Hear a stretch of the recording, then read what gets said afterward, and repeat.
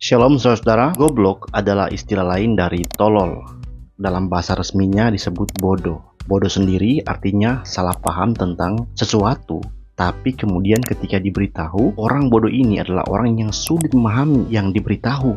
Sulit paham, sulit ngerti, otaknya lambat, bahkan gak bisa mikir. Nah, kata cantik itu punya arti menarik. Hampir sama artinya dengan indah dan menawan atau tampan untuk menyebut pria. Cantik tapi goblok berarti adalah orang yang menarik, indah, enak dilihat, tapi nggak bisa mikir, salah mikir, dan sama sekali sulit untuk mengerti. Nah, syiar ini dilansir oleh suara.com pada Rabu 27 Desember 2023 pukul 14.37 waktu Indonesia Barat. Bahwasannya syiar ini mengunggah sebuah tweet Instagram. Dia mengatakan bahwa gambaran Yesus nggak sesuai dengan gambaran Tuhan dalam Islam, karena Yesus masih memiliki keterbatasan, sedangkan Tuhan adalah maha sempurna.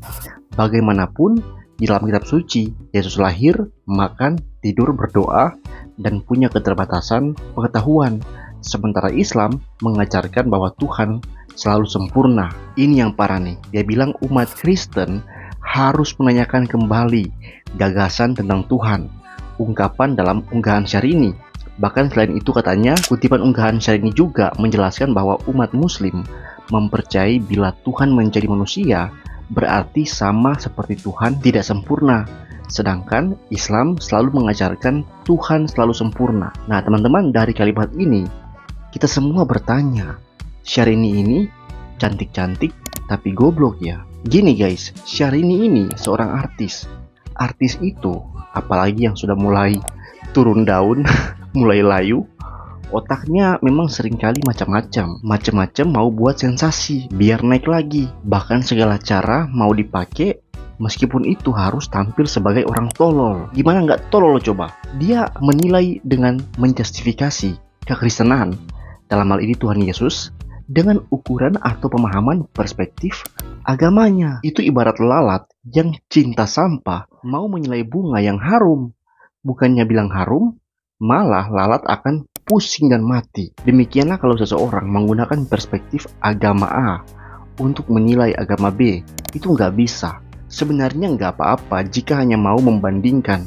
Tapi kalau sampai berkata umat Kristen harus menanyakan kembali gagasan tentang Tuhan, ini namanya goblok. Kalau Anda mau menilai suatu agama secara fair, Anda harus kesampingkan dulu sementara pemahaman Anda tentang agama Anda, lalu Anda harus mempelajari agama itu dalam perspektif agama itu sendiri. Sewaktu semester 5 di kuliah teologi, kami disuguhkan mata kuliah agama Islam. Dosen kami mengajar agama Islam dengan fair. Dia minta kami untuk tidak memahami Islam dari sudut pandang Kristen, tapi mempelajari Islam benar-benar secara filosofis dari Islam itu sendiri. Nah, ketika sudah pelajari, bisa dibandingkan. Tapi kami nggak sekali-kali disuruh untuk menjustifikasi iman Islam secara publik. Jika mau menginjili orang yang non-Kristen, kami benar-benar harus memperkenalkan Kristus, bukan menyerang keburukan-keburukan dari agama itu. Kecuali kalau ada orang yang non-Kristen menyerang kekristenan atau mempertanyakan kekristenan dengan sudut pandang agamanya, maka orang Kristen mau nggak mau harus menjawab, harus berapologetika, dan bahkan bisa menyerang argumentasi agama tertentu, tapi tetap bukan serang dengan perspektif Kristen, melainkan serang dengan logika umum, serang dengan moral ataupun etika umum. Nah, Syahrini dalam cuitannya itu sama sekali nggak pakai logika dalam statementnya tentang ketuhanan.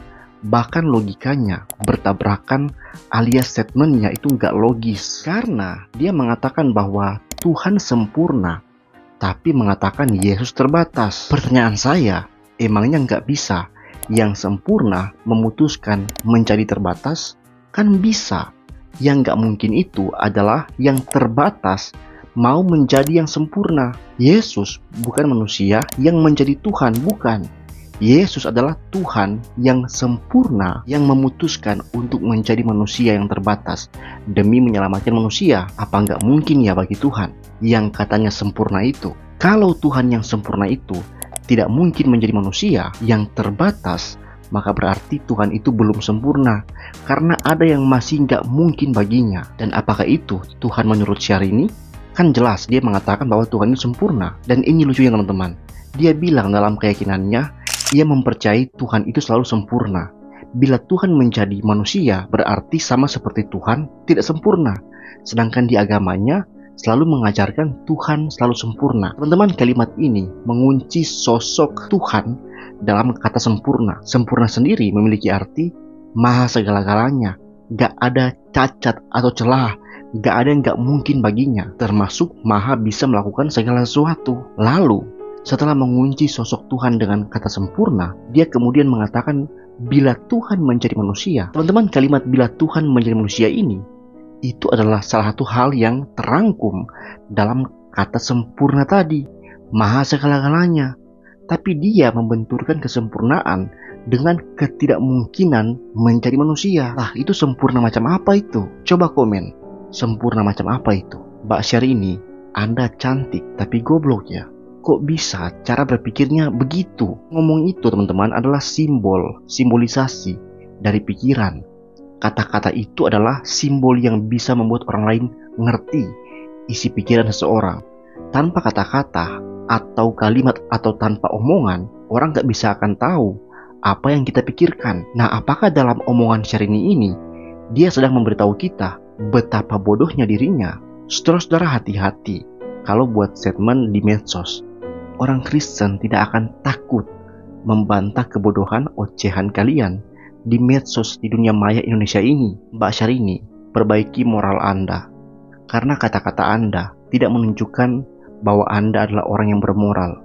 Seenaknya merendahkan Tuhan agama lain dengan pikiran Anda yang sesat. Selain moral tentunya, perbaiki logika Anda. Anda sangat bermasalah dalam berlogika. Sekian video saya teman-teman, Tuhan memberkati. Shalom.